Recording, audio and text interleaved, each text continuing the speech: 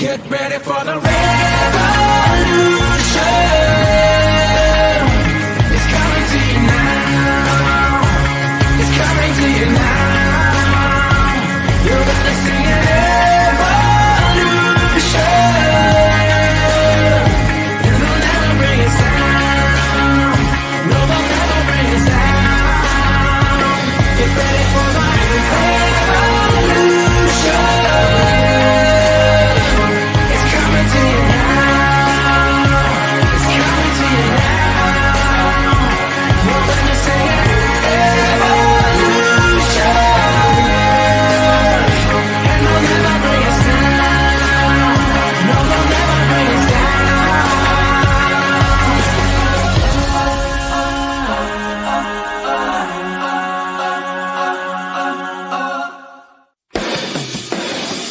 Get ready for the revolution.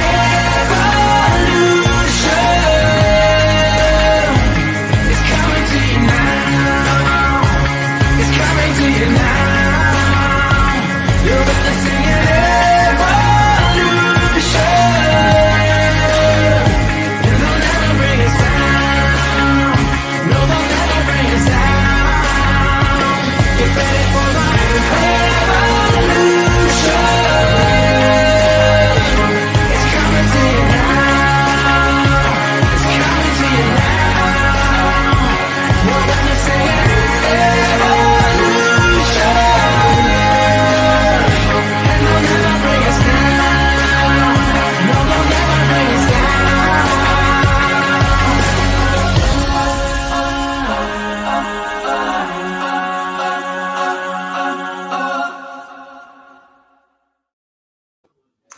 Hi, and welcome back on this beautiful Wednesday morning here in the Southern Hemisphere, Tuesday night for those of you in the Northern. It is awesome to be with you, and today I have the lovely Mellida from Business Genie, based over in the beautiful Western Australia state, I guess. And yeah, I'm super excited to be talking to her about her journey. And Mellida came to us earlier this year, I think around June, and joined in some of our programs, which is cool. So let's bring her in and have a chat about where she's at in her business, which she started way back in 2001, which is amazing. So a lot of experience to learn from. So if you have any questions, pop them into the comments because they come through to me and I'll be able to actually ask her live for you. So Mellida, welcome. It's so cool to have you. Hey, nice to be here, Anna. How are you? I'm great. And I say it's a lovely day, but it's really not out there. So, but it's okay. We are here. We are well. We are healthy. And that's the main thing. And warm, Indeed. Which is good. So tell us a bit about your story. Starting your business back in 2001 in Australia, pre-BAS agent registration. What led you to starting what's the story behind Business Genie and the name as well? Well, not a very good start to a business. I actually got retrenched from the business I was working with. So they joined with another business. So the two of us merged together, which means a bit like when a couple get together, you know, there's 2 microwaves, there's 2 fridges, there's a couple of extra sofas and things like that. And because I'd only been there for a couple of years, then they let me go, of which I was absolutely offended. I was mortified that I would be let go because I thought I was so important to the company. And my friend said to me, why don't you run your own mobile bookkeeping business? You're doing accounts work, you're doing payroll, you're doing, you know, you run the businesses anyway. You do all of the management side of things. Why don't you run your own business? And I went, I can't do that. Why would I go out, you know, how can I start my own business? And she says, well, aren't you good at what you do? And I went, well, yes, I've got all these years experience behind me. She goes, well, I need a bookkeeper and I know other small businesses need a bookkeeper. You do a couple of hours here and half a day there. And I agonized over it. And then finally I went, fine, I'll go for it. Actually, that's not true. She grabbed me by my ear and she dragged me. So because she's a graphic designer and because she was newly in business herself, she knew everything that needed to be done. So Alyssa at Design City Thank you. I love you. You changed my life. Amazing. It is. It was wonderful. So she said, look, I'll design your logo for you. We'll be your first client. And so we sat down and we brainstormed. What would we like to do for the logo? And so I said, I at that stage, my hair was a lot bigger. I had very big puffy hair because it was back in the 2000s. And I said, I'd like to have something like Beethoven, with his big shock of hair and he's weaving his magic on the keyboard. So I was going to do that too. And so after we sort of went through all of the things, she goes, well, you're going to be a bit of a genie, aren't you? You're going to be solving people's problems. And so Design City, Alyssa at Design City came up with a name and I went, oh, I like that. Oh, that's cool. It is. Yeah. So she took me and she helped me get my Australian business number, my ABN. Yeah. She helped me register my business. She designed my logo. She printed off my first invoice book. So I had my little logo up the top and I could write all of my things and look really professional. And she was my first client. That's amazing. It was absolutely fantastic. And so then she introduced me to my second client, and my second client introduced me to my fourth and fifth client, because my second client's accountant introduced me to my third client, who introduced me to my sixth and seventh. That's how it went. It was just a matter of, I put it out to the universe and I said, I'm ready to work hard. So no marketing. Yeah. Well, I went to B&I groups, but I didn't get anything out of that. It was all word of mouth. Isn't that amazing?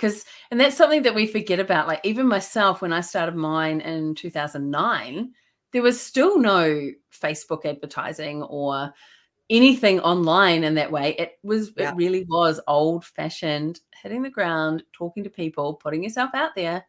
Yep. You couldn't hide behind a computer. You actually had to go into the offices. Yes, and you had to talk to people and you had to connect and you had to find where they were and put yourself out there, not just on the phone, but also, in person.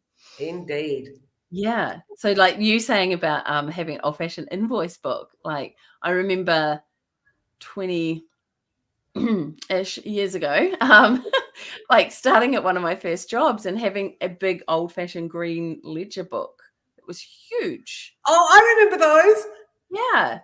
And that's how I learned the basics and everything like that was around this old ledger book. And one of my managers, lovely lady, terrible trainer, she would just put it in front of me as a young, 22-year-old-ish. So about 20 years ago. She'd put it in front of me and say, there's a problem. Find it. Yeah. I've done that too. Sorry, I've done that to people too. It's like, how? I have no experience in this. How do I find it? And so, but at the same time, it teaches you a lot, gives you a bit of PTSD, but it teaches you a lot about where to look, how to get things right the first time. And then with that evolution, because when did MyOb come out with programs? Quite a long time ago. Yeah. I mean, that was all that was around at the time. So, not all that was around, but the most popular. Took the world by storm. Yeah. And so that was then that evolution through the business of the different softwares, which has been fascinating as well. I know. Yeah. So how you started out with one in 2001. Yep. How big have you, how's your business journey been? It got to the stage where it was too much because, back when you're first starting off in business, then you end up just saying yes to everything. So I ended up getting clients who, even though I nagged them, even though I went to their houses to get their receipts and get their various things, they didn't give me all the stuff they needed. And then even worse, they didn't pay me. So I did all of this work and was lodging their BAS and was doing all of the work for them. And then they were a little bit slow doing the invoices. And then, next thing you know, they're not answering you at all. And because I take such responsibility for things, then it would be a case of, no, you can't be late. You must get these things done. But really, the effect on me was nothing. I wasn't going to get in trouble for it. I was ready to go. No. It was them that was holding it up. But yes. And then it just got too busy. Then it just got way too much, and I'm working nights and I'm working weekends, and I'm going, oh, I'm so successful. No life, but Yeah. I'm so successful. And so then it got too much for me. It really did. Yeah. And also because in those days you weren't really doing it offline. You were driving to people's houses or their offices, and you had the travel time in between and Yeah. things like that. But no matter what, because I actually love the work, because I love the systems, I love the processes, I love seeing something and going, oh, I can do that better, or I can organize things. So I love all that side of things. So I loved what I did, but it was just my social life sucked. Yes. I know that feeling. I remember my first year getting to the end of the year and literally sitting in front of the computer and I was rocking. And I friends to come around and laugh. I shouldn't Yeah. laugh. I was there too. I know. And it's because you just put everything into it and you don't give yourself a break. And Yeah. and I remember I still remember where I was sitting, it was just pre-Christmas and rocking and going, okay, oh no, I need a break. But I think part of that was I was preparing to have time off over Christmas. So I'd just gone really hard into into achieving to be able to actually have that time off as well. Yeah. So what were those steps that you took? Like when you realized you're like, actually, I need a bit of a life. This has got too much. What were the next steps that you took to rectify that situation? Well, then I started working for SciTech Discovery Centre. So I was doing 2 days a week doing payroll there, and their assistant accountant left. And so they said, would you like to do that? And I went, yeah, I'd love to do that. The whole idea about going back into paid employment, which means that you didn't have to be chasing up people that, if one of your clients left or went somewhere else or whatever, it wasn't paying you, then at least I'd have this nice regular income. So I had to have a look at my list of clients and go, well, if I'm going to be full-time at SciTech Discovery Centre, which is a science museum over here, awesome, SciTech rocks, then I'd have to let go my clients. Yeah. And I looked at some of them and I went, oh, I can't get rid of Design City because that's half a day a week. And they're the ones that started me off on this journey. So I'm going to keep them. And there was another client called Just Eat, which wasn't that long. And I went, you know what, I can keep them as well. But it was really hard. I had to go around to every single one of my clients saying, I've accepted a full-time job. So I'm really sorry, you're going to have to find yourself another bookkeeper. Yeah. So that's how I ended up going into full-time work. Yeah. And how I long loved it. Oh my God. Talk about having these big steps in your life where you make a decision and all of a sudden it just shoots you up another level.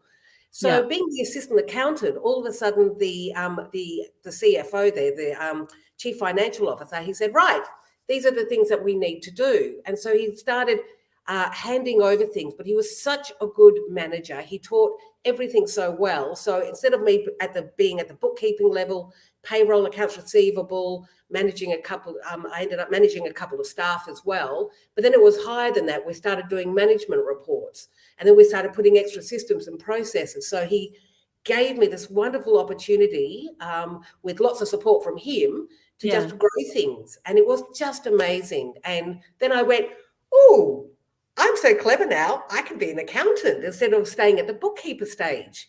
Yeah. So I ended up leaving there and then coming to Curtin University and doing my Masters of Accounting. That's amazing. It is. And then when I got to Curtin University, because I had all of this experience behind me and I was in class and they're going, blah, blah, blah, this is how you do it. And I'm going, I already know how to do that. So I'd do whatever we had to do, and then I'd go around and start helping the other students because they were all quite new and they didn't have the experience. And so then Curtin said to me, would you like a job? And I went, okay. So I've been here at Curtin University since 2008, and I have been teaching accounting and information systems and computer packages. And then one of the unit controllers said, oh, Cengage is looking for an author to write a book on MyOp. And I went, okay. And so now I've got 5 books. I've written 2 textbooks on bookkeeping and 3 practice sets with MyOp. That's so we're amazing. just like, here's an opportunity. Okay, here's an opportunity. It was just What a journey. Oh my God. Just, when I say it out loud, I just think, what an amazing life I've had already. It's just like I did a year in 2019. I'd had a really big goal in 2018. And I had the really big low after hitting that goal. And then, so 2019, I was like, you know what? It's going to be the year of yes. I'm going to say yes to opportunities. And everything I've been scared of doing, I'm going to say yes. And find out if I am actually scared of doing it. And find out what's actually stopping me, what fear. And that was everything from indoor rock climbing to outdoor abseiling to oh my God. learning burlesque to all sorts of things I said yes to. Performing on stage a couple of times, all sorts of things, which was pretty awesome. So, and then it led me to saying yes to leaving Australia, which was even bigger. So I just love that. I love that you saw these opportunities and took them. Saying yes to opportunities, because you never know where they're actually going to take you, and what road and what path. Yep. The funny thing is that when I was actually agonizing over whether to teach here, because there's something, I'm happy to go around and help people one-on-one, but all of a sudden you're standing in front of a group of, let's say, 30 people. They're all staring at you. You're up the front, they're going, well, they're staring. Oh, that's right, I'm the teacher. I better start teaching. But then once, because your subject, of course, and once you get into it and once you get into the structure, and then, of course, after, 2 or 3 years, it's like, being in front of people is no problem. Yet that was one of my big fears, was to talk in front of a crowd, as many people do, the fear of public speaking. Yeah. And they're like, bring it on. Yeah. I was exactly the same, and I actually still am. But you get me up in front of people. Oh, yeah. Oh, man. I used to sing in church and I used to hate it. Being on stage, being vulnerable up in front of people, terrible. And when I first moved to Australia, the MD of Xero at the time said, I'd been there, I got there July, September. He said, you're coming to the First Class Accounts Conference up in Cairns and you're doing the talk on Xero. I was like, what? They say what? I was 31. I did not want to be put on stage. I was like, I can't do this. Anyway, he did the preamble talk and I got up on stage and they struggled to get me off because I was up there. I was talking about a product I knew and I loved and just had an audience that was just soaking it all in and just giving me the good vibes. I'm like, this is amazing. This is amazing. So, I was so lucky to have. Understand why rock stars do it. Yeah. Because what you're getting back is just filling your tank. Obviously, for an introvert, it's probably a bit different to an extrovert. But I just absolutely passionate about it, and just seeing business owners take that step as a bookkeeping business or an accounting business to look at the technology they're doing, learn something that they can then pass on. Because I'd love doing it for my clients. And I was like, oh my goodness, I've had such an effect on so many families and so many businesses. And then when I started working for Xero, it was like, wow, this is just on steroids, because I can hit one accounting firm that can have an effect on, 200, 300, 400 families, businesses. So it was pretty cool. That's awesome. Yeah. So I love that you did that, because it's I know there's so many people see things as a ladder and a stepping up, and you go from here, you go from step 1 to step 2 to step 3, but sometimes there's a messy jungle gym that we can play on, and everywhere we go feeds us and gives us new skills and takes us that next level and puts us on a path that we don't know potentially where we could end up. Yeah. So then obviously you still have your business as well. So you're writing books, teaching, business now running your business. Talk to us about that. How are you balancing it all?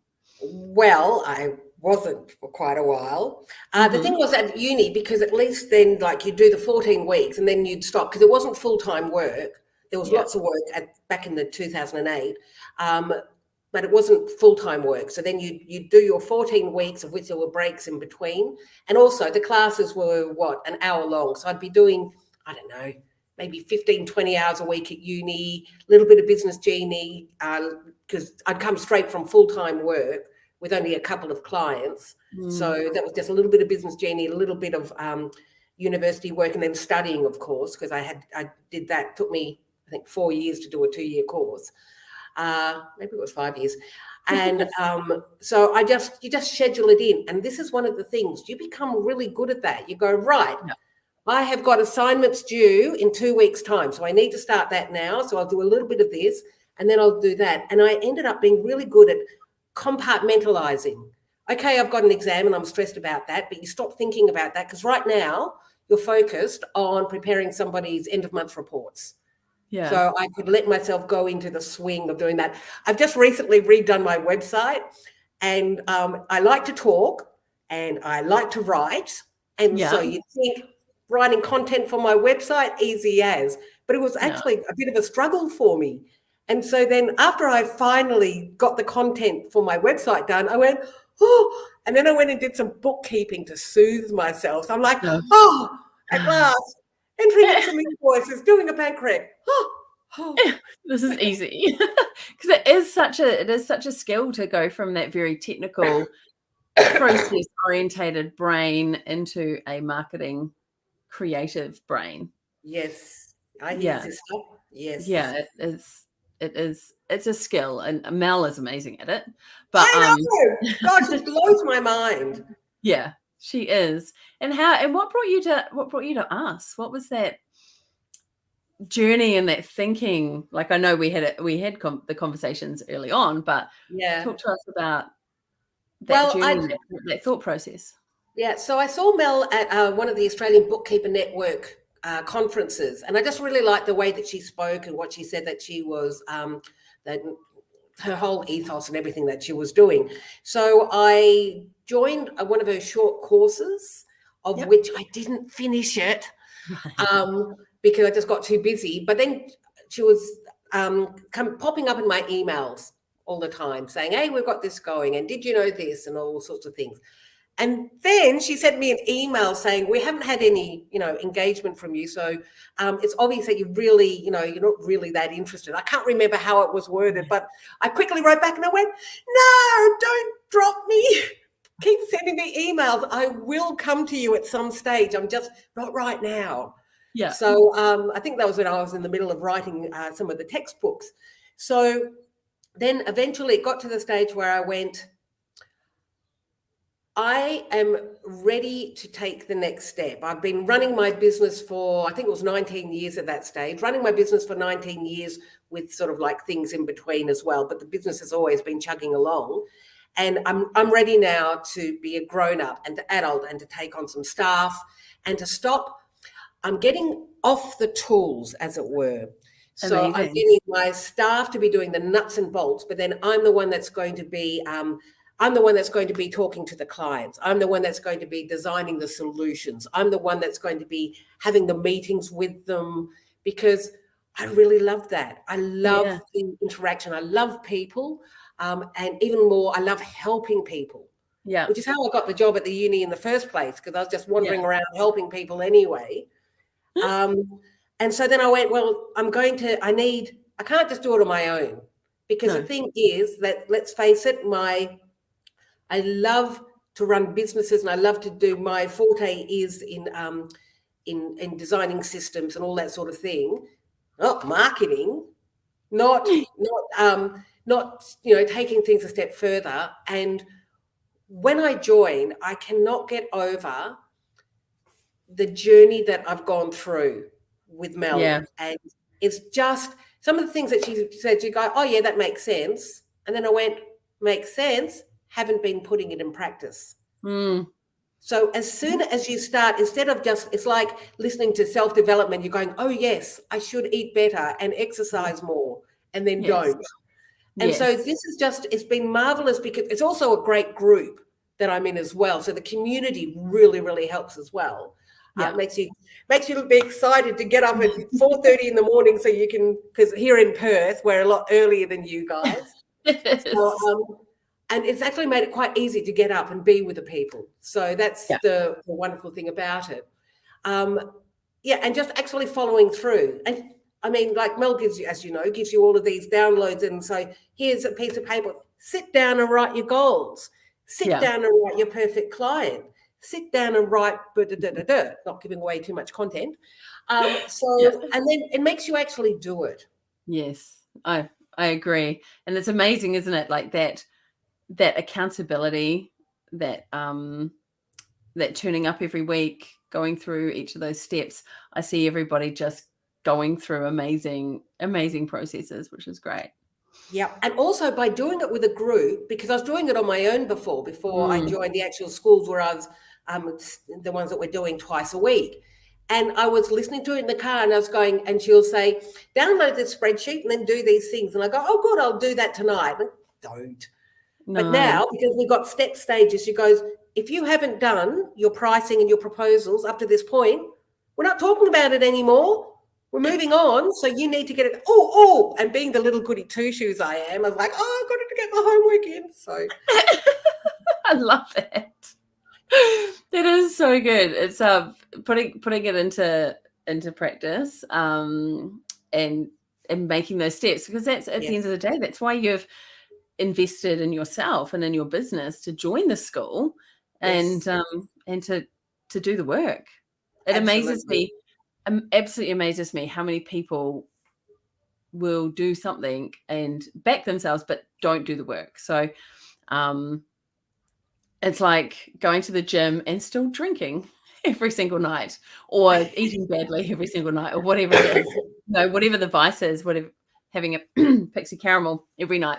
Like, and if you do something to keep yourself accountable. So right now I have a nutritionist because I have goals that I want to hit. And every week I have a session with my nutritionist to keep myself accountable. Now, yes, I still put that pixie caramel in my Fitness Pal. Like, I will still admit to not being perfect, because it's hard to be perfect the whole time. That's actually a really important point. Yeah. That with the pixie caramel is that at least you're not trying to hide it. A lot of people, when they're doing things, they're going, oh, yes, I've done it. Like, with Mel's course, oh, yes, I've done it, which they haven't. Just admit to it. If you've done something wrong, or if you haven't done something, just go, didn't. Yeah. Yeah, didn't do it. Didn't get there. Like, life happens. Exactly. And it's not necessarily any other reason than a client had an emergency, a family member had an emergency, or going through this time that we've just been through. There's times when our brains just cannot cope with anything outside of I just have to get this done and feed myself, because it could be fight or fight. Yeah, and that's the only focus right now. Yep. Yeah. I hear you. God, I hear you. I know, me too. It's like you're trying to teach yourself something and your brain's like, nah, there's no space. The boxes are full. Nothing. Yeah. Yeah. The inbox is full. Please Inbox is empty something out and come back later. And yeah, exactly. So what advice in the last, I've said to anybody, if you're watching, pop a question through to me, but we've got a couple more minutes. What advice would you give anybody stepping out into business, looking at backing and investing in themselves, no matter what that might look like? Because investing in yourself is actually scary. It's not an easy thing to do. Yeah. I've got a couple of bits of advice. The first is get some help. Get somebody to help you with it. If that is getting somebody to help you with your bookkeeping so you've got more time to go and learn things, or if it's to get a business coach to keep you accountable, and to move you forward, but do it with someone. It's the same thing, losing weight, learning a new skill. If you're doing it with someone, it just seems to make it so much better than trying to do it yourself online. When you're in the same office that you've just been in for the last 4 days straight, and you're sort of like a bit sick of it. So do something with someone. Have an accountability buddy almost, as it were. The other thing, and this is something which has really stuck with me from, I heard it on a webinar somewhere, and it was a bookkeeping webinar, and the bookkeeper said, don't be more invested in somebody else's business that you're doing the bookkeeping for than you are in your own. Don't put their needs above yours. And don't care more about their business than you care about your own business. And I went, ooh, I think we all do that. Oh, totally. And that's why, like when you talked earlier about, being retrenched or made redundant from your job, like I remember putting so much passion into my role at Xero Yeah, that I could not differentiate who I was without that company. that's true. That I hear you. Yeah. And so my identity was wrapped up in it. Yes. And that's a really, really interesting one, because then you learn, you're like, actually, no, I am replaceable from anything, whether you're running your own business, like we're all replaceable. Unless you're exceptionally highly, maybe flying a skyrocket or something, like certain things that potentially are a little bit less replaceable. But, it's about having that connection and having that point of difference, but remembering who we are and not losing ourselves in that process. Yeah. It's like dating someone and then changing yourself to what they like. Oh, to fit them. Yes. Right. Yeah. To fit them. But the reason that they liked you is because of all the stuff that you liked. Yes. Yeah. And If they don't like you for you, and there's plenty of other clients out there. If you've got a client and they're not, they're not giving you the love, or they're treating you poorly, get out, because you may think that it's okay, but then once you get out, you go, I can't believe I stayed there so long. I know. Like I always used to be terrified, and then I learned that when it truly is true, one door closes, another 10 open. Yes. And that's what I found every single time I let one of those clients go. Yeah. 10 more, because you've got space in your atmosphere to let others in, which is really cool. Actually, third bit of advice is exactly what you're talking about there as well, is putting it out to the universe and being grateful for everything. So even if I've had a couple of really shitty clients, they were great to start off with, just like, some boyfriends have been great to start off with. And then as we went further along, it just went, and I just went, nah. And then I went, thank you, universe, for this learning experience. Yeah. I've learned something from this. At one stage I learned how to deal with really angry boss who was just angry at everything else and just took it out on people at work. Yeah. I learned not to take things personally. I learned when to get out. I learned when just to say, no, not acceptable. Not acceptable. Exactly. Oh, so true. Oh my goodness. Thank you so much for sharing. This has No been worries. Thank you so much for having me on. That half hour has just absolutely flown. It has been half an hour? Yeah. It has been so cool to hear your story, to have you, share with everybody that's been watching. There's lots of comments that had come through, everybody agreeing and thanking you. So thank you so much. It's been amazing. Worries. Awesome to have you in the programs. And if anybody is watching this later and you want to ask any questions, pop them in the comments and we will see them. And you can either tag myself, and so that I make sure that I can answer them. But awesome. All right. Kim has said hello from Canada. Kim's one of our new Bookkeeper Revolution program. So Kim, I will see you in the Q&A live in about half an hour. Lovely. And Mellida, I will talk to you more soon. Thanks, Anna. Have a really lovely week. I will. You too. Thank you so much. Bye. All right. Bye, guys.